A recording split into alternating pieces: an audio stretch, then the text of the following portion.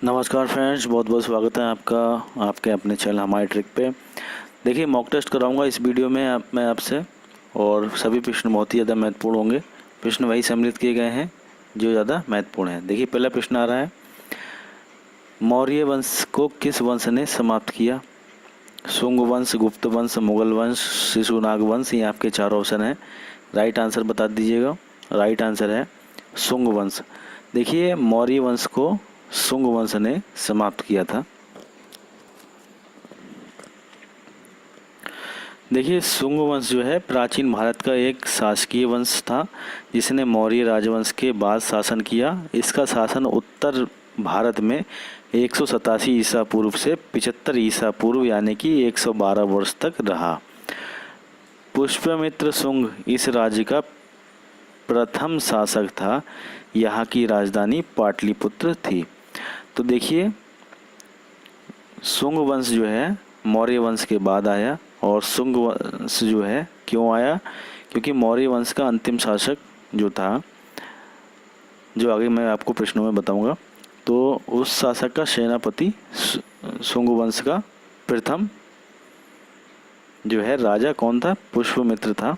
तो ये जो है सेनापति था मौर्य वंश के अंतिम शासक का। तो इसने जो है उसे मार के सत्ता हासिल की थी और एक नए वंश को बनाया जिसका नाम था शुंग वंश। तो ये आपको याद रखना है। देख लेते हैं अगला प्रश्न। देखिए, किस भारतीय राजा ने पूर्व एशिया के कुछ हिस्सों को जीतने के लिए नौसैनिक शक्ति का इस्तेमाल किया था, यानी कि नेवी का इस्तेमाल किया था?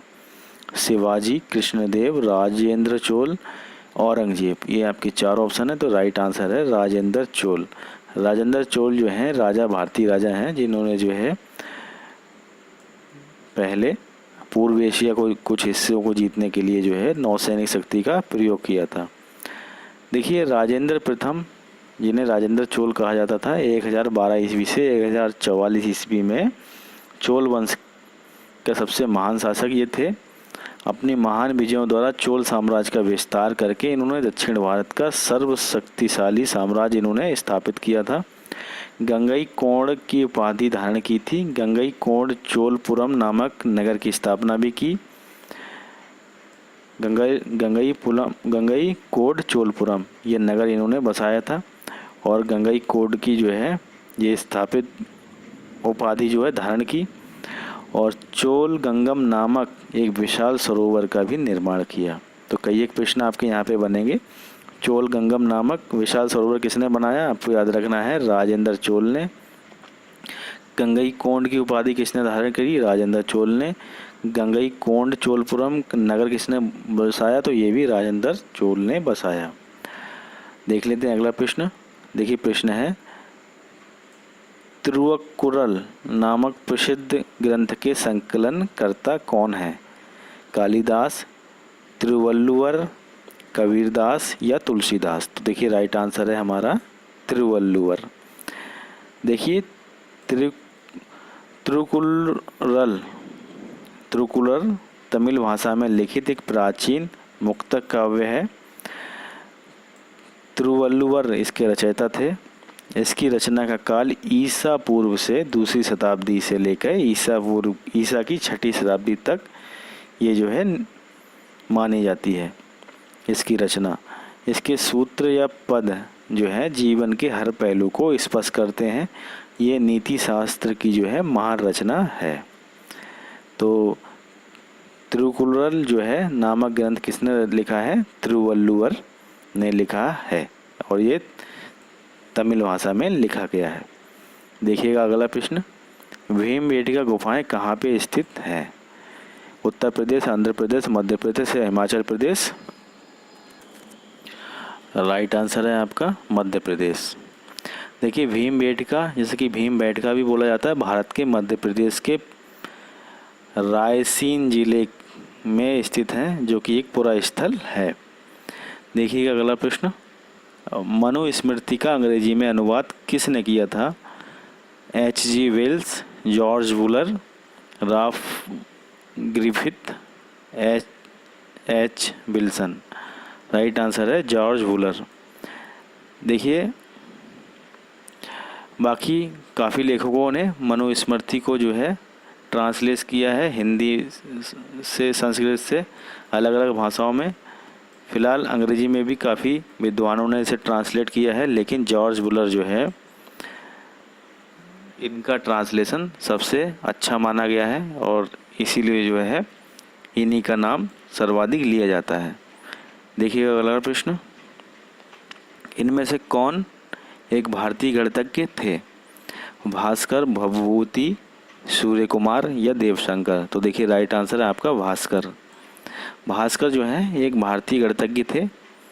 भास्कराचार्य या भास्कर द्वितीय इन्हें कहा जाता था। 1114 से 1185 जो है इन्होंने जो है इनकी अवधि है। प्राचीन भारत के एक प्रसिद्ध गणितज्ञ थे और साथ ही साथ ज्योतिषी भी थे।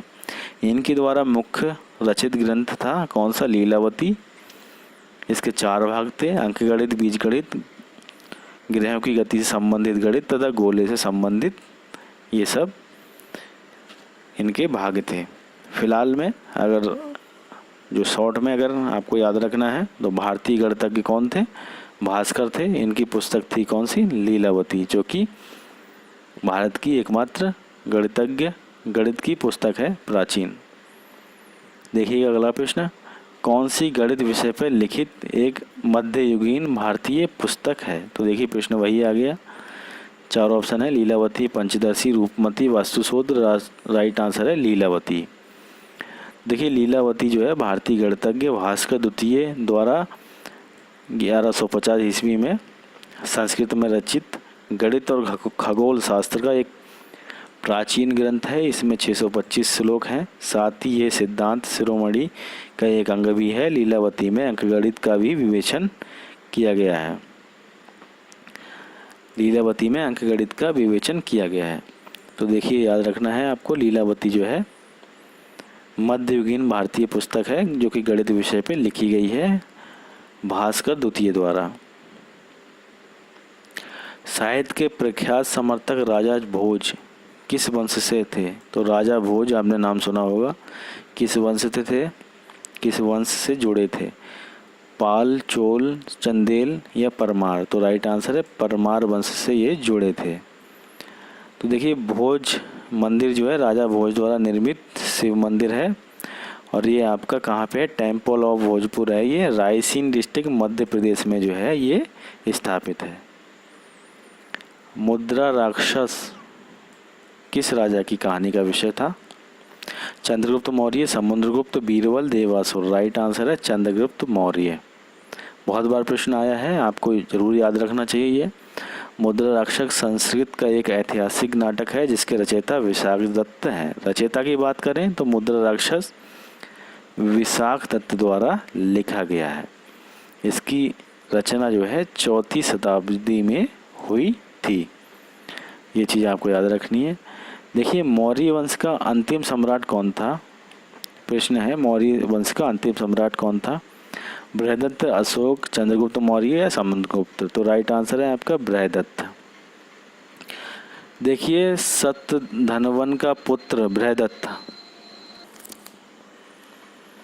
बृहदत्त मौर्य साम्राज्य का अंतिम शासक था। देखिए बृहदत्त के पिता का नाम शतधनवन था और ये मौर्य साम्राज्य का अंतिम शासक था। इसका जो है शासन 167 ईसा पूर्व से 165 ईसा पूर्व तक रहा था। यह भी जो है बौद्ध धर्म का अनुयायी था। उसके अपने ही सेनापति जो कि पुष्यमित्र थे, इन्होंने जो है बृहदत्त की हत्या कर दी थी। एक नए राजवंश की पुष्यमित्र ने स्थापना की जिसे शुंग राजवंश कहा गया। तो देखिए पहला प्रश्न भी हमारा यही था, लास्ट प्रश्न भी हमारा इसी से संबंधित है। तो काफ़ी कुछ जो है पहले और लास्ट प्रश्न में समानता थी। तो देखिए कुछ प्रश्न थे जो फटाफट मैंने आपको हल कराए। इम्पोर्टेंट महत्वपूर्ण प्रश्न थे और काफ़ी जल्दी मैंने आपको कराए। तो शॉर्ट वीडियो ये था। Thanks for watching. अगले वीडियो में मिलते हैं और कुछ लेंथी भी वीडियो में बनाऊंगा, कुछ शॉर्ट भी वीडियो बनाता हूं। तो जैसा समय मिलता है वैसा कर देते हैं कार्य को। अगर आप हमसे जुड़ना चाहते हैं तो आप हमसे जुड़ सकते हैं। समय बहुमूल्य है, सदुपयोग करें। बहुत बहुत धन्यवाद आपका।